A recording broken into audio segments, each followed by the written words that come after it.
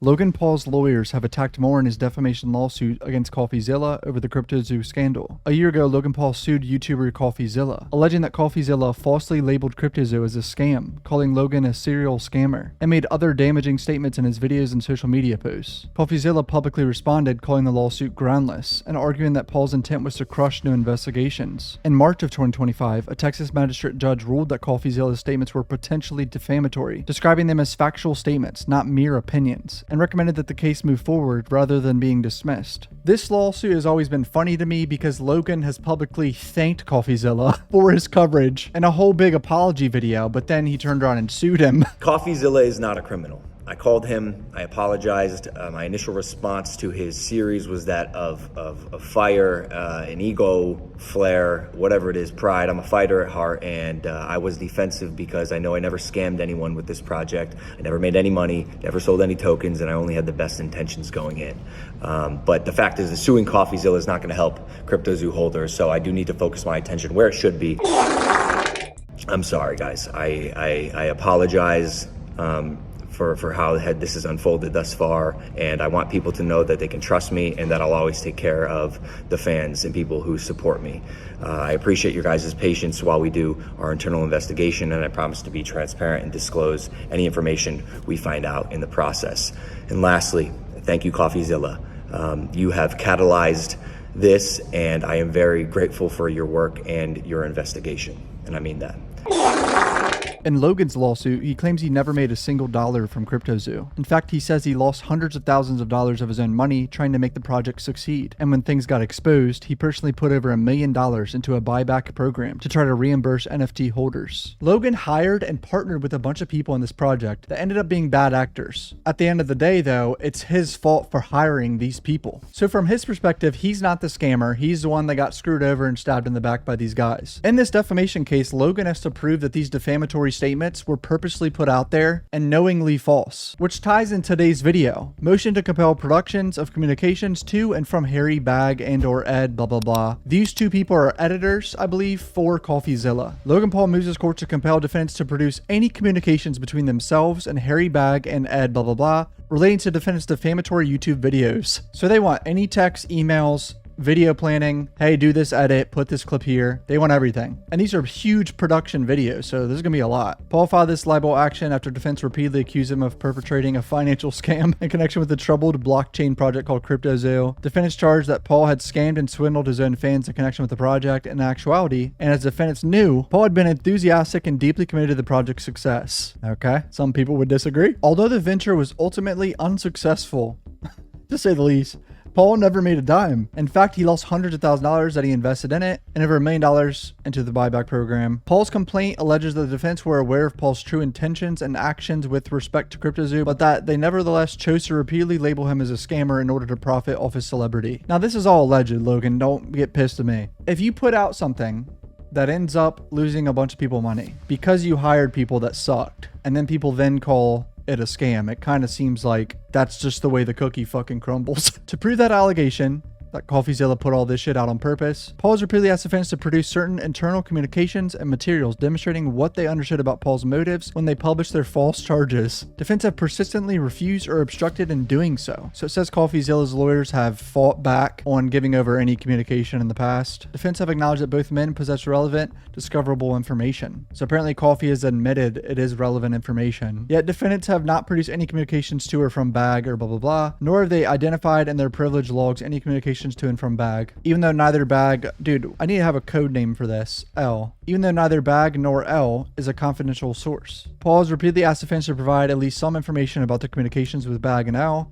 and defendants have repeatedly refused to provide any responsive information. RFPs are requests for production, which included several requests covering communications between the defendants. So this is what Paul's team requested back on June 9th. If you maintain group messages or email chains with an editorial team for the purpose of discussing potential edits to your published YouTube videos concerning CryptoZoo, identify each participant in those communications, the dates of those communications, if applicable, where those communications are reflected in your privilege log. Defendants refused to produce any responsive information. They simply pointed Paul to the privilege logs and accompanying declaration which do not mention Bag or L or provide any other indications of what items in the log involve Bag or L. Defendants have provided essentially no internal communications regarding the decision-making process that shaped the content of defendants' defamatory YouTube videos. Paul has been left with no choice but to file this motion seeking defense communications with Bag and L regarding editorial decisions. Argument: actual malice is a central and contested issue in this action. This sounds like the Drake lawsuit I just read a few days ago. And because the defamatory statements at issue in this case all involve variations of factual assertion that Paul conceived of and operated CryptoZoo as a scam, proof of actual malice necessarily depends on what defense understood about Paul's intentions and actions with respect to his involvement in CryptoZoo. So they want communications about pretty much anything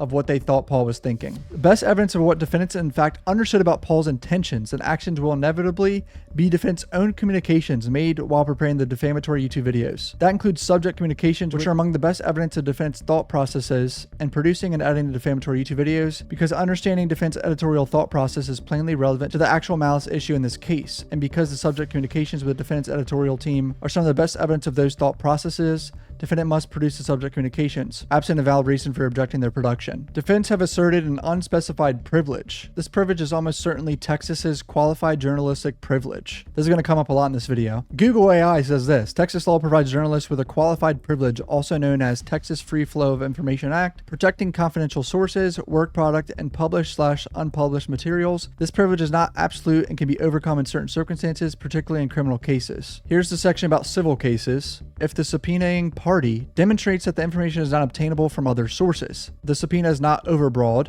and the information is relevant and material to the claim. So based on just that, I would guess a judge would force COFFEEZILLA to give over these communications, but Coffee responds later in this video. Stick around, let's keep reading. That privilege does not apply here for at least two reasons. Defense have not identified any communications with Bag or L in any of their privilege logs, and so have forfeited any privilege with respect to the subject communications. Second, even if defendants have not forfeited the privilege, Paul satisfies the statutorily specified conditions for overcoming it. As a public figure, Paul can only prevail in this action by proving that defense published their libels with actual malice. The actual malice inquiry focuses on the publisher's subjective state of mind at the time of the publication. What matters in this case is what defendants subjectively understood about Paul's intentions and actions with respect to CryptoZoo project at the time defense published their libels. Without limitation, that can include evidence that when the libel was published, the defendant was aware of the information directly contradicting its defamatory assertions, or evidence that the defendant omitted material from his publications for the purpose of casting the plaintiff in a defamatory light. So for instance, the subject communications indicate that Bag or L expressed reservations to defendants about the truth of the defense allegations about Paul and CryptoZoo. So they expect the editors to be like, no, we shouldn't do this. This isn't true to Coffee.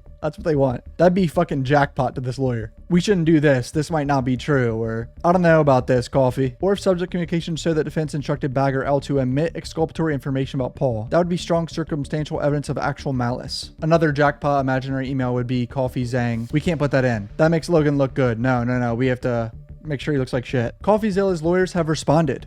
Defense response in opposition to plaintiff's motion to compel. Can be kind of funny seeing the lawyer from the opposite side wording all this. Paul brought this defamation action against, I don't know how to pronounce his last name, Findesine? I'm gonna say Coffee, bro. For exposing Paul's role in running an online cryptocurrency scam that cost his fans, including minors to whom the scam was marketed, millions of dollars. Paul publicly thanked COFFEEZILLA for his work, apologized for the CryptoZoo scam, and promised to partially fund victims if they agreed not to sue him. Hey, I'll give you your money back if you agree not to sue me. That's actually funny as shit. Because Paul is a public figure, to prevail on his claims, he must prove Coffee acted with actual malice, and alleged pursuit of such evidence, in parentheses, there is none. Paul filed a motion to compel production of communications relevant to defense action malice. After the first motion to compel was filed, the parties conferred for 2 months on how to resolve the conflict between the privilege claims COFFEEZILLA asserted over communications Paul believed would demonstrate actual malice. As part of those discussions, Coffee served a detailed privilege log and accompanying declaration explaining the privilege log. Investigative communications. Items in this subcategory are my communications with third parties as part of my investigative process, and communications I receive while acting in my capacity as a journalist. These include communications with third parties and sources regarding Logan Paul, and communications with my team members regarding my reporting on Logan Paul and CryptoZoo. So what Coffee's lawyer is saying here was, we already resolved this. We gave them over what we need to give them over. In April, they filed motion to compel production of evidence relevant to plaintiff's good faith intentions and actions, the second motion to compel. They wanted all internal documents, notes, drafts, outtakes reflecting upon defense understanding and knowledge of Paul's good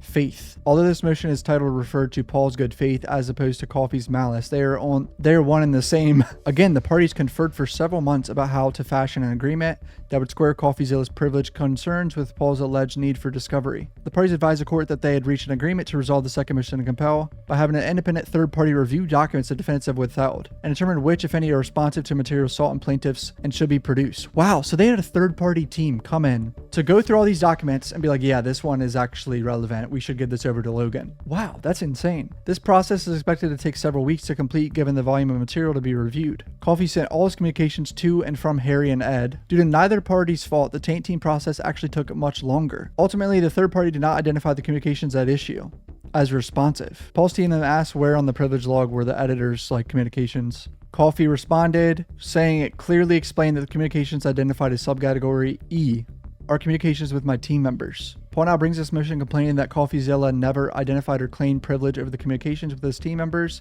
which Coffee clearly did, and arguing that communications are relevant to show malice, even though they agreed a taint team already decided they were not. Accordingly, this court should deny Paul's motion. Boom. Fried him. Discovery Paul seeks is protected by the Texas statutory journalist privilege, which places the burden on the party seeking discovery. Paul has not met his burden. 26B1 permits the withholding of any privileged matter. Texas law expressly protects a journalist from disclosing information, documents, or prepared while acting as a journalist. The Texas Act, however, provides that a court may only compel a journalist to produce or disclose any information covered by Texas Act if the person seeking disclosure makes a clear and specific showing. All reasonable efforts to obtain information from alternative sources have been exhausted, not overbroad, reasonable and timely noticed. Parties seeking disclosure's interest in the information outweighs the public interest in gathering and disseminating of news, including journalist concerns. The request is not being used to obtain peripheral and non-essential or speculative information. COFFEEZilla did not waive any claim of privilege. Paul is correct that Coffee has asserted the journalist privilege outlined in the Texas Act. Despite COFFEEZilla properly asserting the journalist privilege under the Texas Act, Paul claims that Coffee forfeited any claim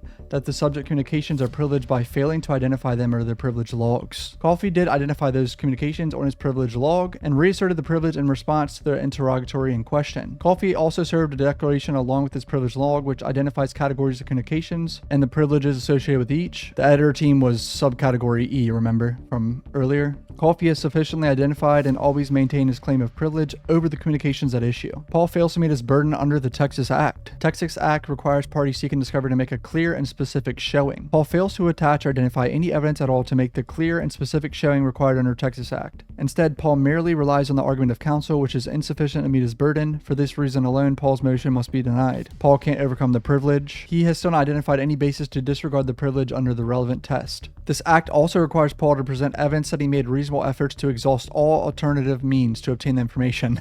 They want proof that he's put in effort. You got to show us he put in all this effort to find this shit. Paul has not even attempted to obtain the communications from an alternative source. Ooh. Paul's motion must be denied. The communication he seeks from Coffee that must be relevant or essential to the maintenance of a claim. Furthermore, the request must be used to not obtain peripheral, non-essential, or speculative information. Read that earlier.